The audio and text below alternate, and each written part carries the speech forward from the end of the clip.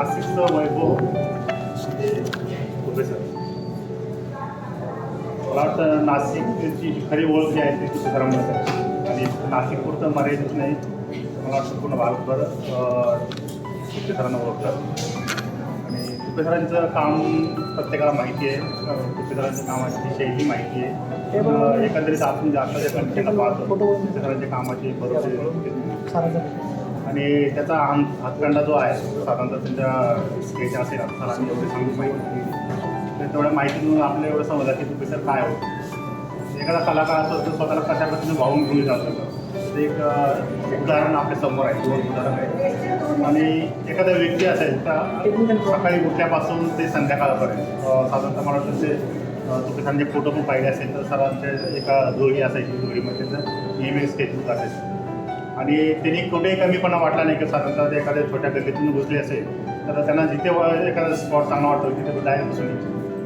म्हणजे असं त्यांना कुठेही कमीपणा वाटत नव्हता. ते कोणाशी बोलताना एकदम नम्रता असायची, तो लहान असो मोठा असो वयस्कर असो किंवा कुठलाही कोणताही आर्टिस्ट असो, ही त्यांची खासियत होती. आणि मला वाटतं की त्यांनी एवढ्या प्रवाहामध्ये आता सरांनी सांगितलं की त्याचं काम जे आहे की त्याचं चांगलं दर्जाचं काम आहे, पण एवढ्या कामामध्ये सुद्धा त्यांनी म्हणजे आंतरराष्ट्रीय चित्रकारांमध्ये लावलेलं आता.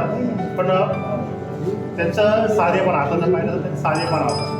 आणि आताचं काय झालं की आता जो कला आहे तर फक्त वेस्टर्न कला आलेला आहे. वेस्टर्न कलामध्ये काय तर यूट्यूबला फक्त बरेच व्हिडिओ पाहतात आणि त्याबद्दल त्याला फॉलो करतात. पण आपलं जे कल्चर आहे, आपलं जे भारताचं जे आहे की आपलं भारतामध्ये महाराष्ट्राचं जे वॉटर कला असेल त्याचा वॉटर कलामध्ये काम करायची जी पद्धत आहे त्याला फॉलो करलं पाहिजे. म्हणून काय आता जे आता जसं तुपेसरांचे काम पाहिजे तर तुपेसरांचे काय काम आहे तर त्यांना फॉलो केलं पाहिजे. किंवा त्यांच्या आणखी वाऊ कुलकर्णी सर आहे, वाऊ कुलकर्णी सरांचे काय काम आहे त्यांना फॉलो केलं पाहिजे. अशा आपल्या भारतामध्ये किती तिथं आर्टिस्ट आहेत त्यांना आपल्याला फॉलो करा. पण आपल्याकडे काय झालं की आपल्याला फक्त वेस्टर्नचं आहे.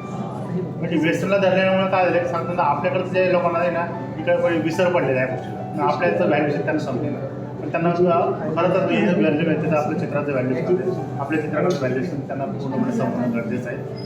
त्याच्याकरता असे काही मोठे मोठे इव्हेंट होणं गरजेचं आहे, तर त्यांचे चित्र समोर येणं गरजेचं आहे, त्याच्यावरती चर्चासत्र होणं गरजेचं आहे, त्यांचे काही एक्झिबिशन चांगले होणं गरजेचं आहे जेणेकरून तिथपर्यंत आणखी चांगलं पोहोचवावं. आणि काही चांगले व्हिडिओज असेल जेणेकरून आपल्याला समोरच्या पिढीला किंवा पुढच्या पिढीला आपण त्यांच्याविषयी सांभाळतो.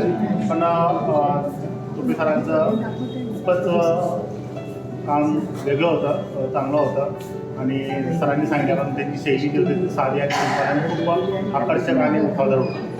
आणि कुठेही जर त्यांचं चित्र एखादं ठेवलं असेल तसं त्यांचं लक्ष होतं ते काम ही त्यांची खासियत खरी होती. आणि मला वाटतं पूर्ण भारतभर ते फिरलेले आहेत, भारतभर त्यांनी काम केलेलं आहे, भारतभर त्यांनी एक्झिबिशन केलेलं आहे, भारताच्या बाहेर पण त्यांनी काय बऱ्याच एक्झिबिशन पण केलेलं आहे.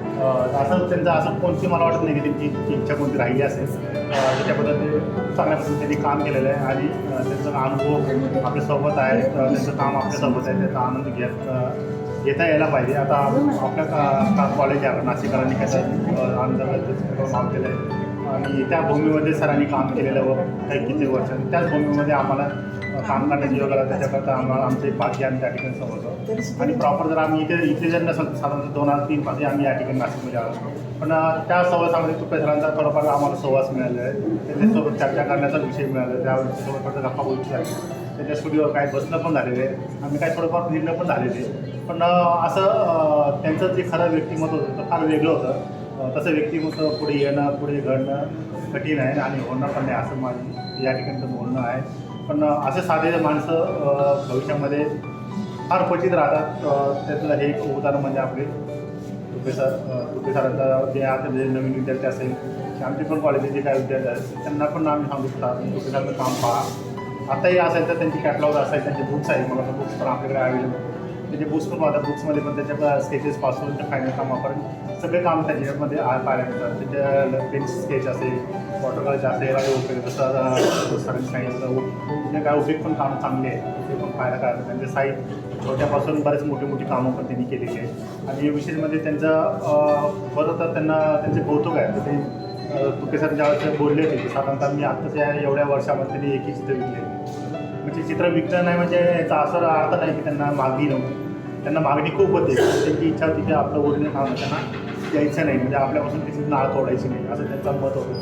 त्याच्यामुळे त्यांचा सगळा संग्रह आहे तो आपल्याकडे नाशिकमध्ये पूर्णपणे व्यवस्थितपणे त्यांनी सांभाळ ठेवलेलं आहे. फक्त आता सरांनी म्हटल्याप्रमाणे त्याला कुठेतरी एक चांगलं स्थान मिळणं गरजेचं आहे. आता मध्येच्या अवस्थेत तो जर वाढले होते त्यावेळेस म्हणजे एक छोटासा कार्यक्रम घडला. त्या कार्यक्रमामध्ये फार मोठे आश्वासन खूप मोठे आश्वासन दिले की आपण हे करू, आपण ते करू, त्याचं म्युझियम करू, हे करू, ते करू. आता या गोष्टीला आता किती काळ भेटला आपल्या सर्वांना माहिती. पण काय झालं ते फक्त बोलण्यापुरत्या गोष्टी झालेल्या आहेत, त्या भाषणापुरत्या गोष्टी झालेल्या आहेत. तेवढ्यापर्यंत आपलं फक्त नाव त्या ठिकाणी फक्त हायलाईट करण्यापुरत्या गोष्टी झालेल्या आहेत. पण अस्तित्वात प्रॅक्टिकली ते काय घडलेलं नाही. त्याच्याकरता आपले जे सगळे एकत्रित येऊन त्या गोष्टीचा भाव देऊ आणि त्या गोष्टी जे घडलेलं आहे, जे ठेवलेलं होतं, हे सगळ्या विचारामध्ये होतं, त्याला कुठंतरी एक चांगल्या पूर्णत्वाकडे नेण्याचा आपण एक प्रयत्न करू. त्या ठिकाणी थोडे दोन शब्द बोलतो आणि धन्यवाद.